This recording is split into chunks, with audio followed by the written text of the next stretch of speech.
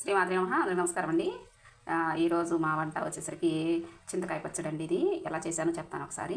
పచ్చిమిర్చి వేసి వెల్లుల్లిపాయ ఇవి కొంచెం పల్లీలు కొంచెం నువ్వులండి, టమోటా వేసి పెట్టిన చింతకాయ దొక్కులో పచ్చి టమోటా అనమాట వేసేసి మిక్సీ పెట్టేసి పోపు పెట్టేసేసాను.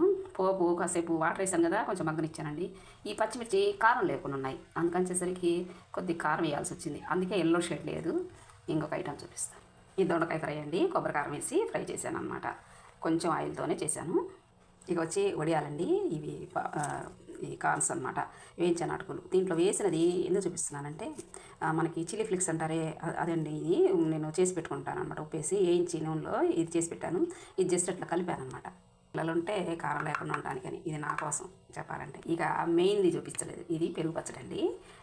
ఇవి ఊరమిరపకాయలు దీంట్లో వేస్తేనే బాగుంటాయి. ఒక్క ఉల్లిపాయ, పెరుగు దీంట్లో వేసింది. పప్పు వచ్చేసరికి ఊరమిరపకాయలు, పోపు గింజలు, ఈ కొత్తిమీర వచ్చేసరికి పోపులోనే వాడ్చానండి. ఉల్లిపాయ పచ్చిదే వేసాను.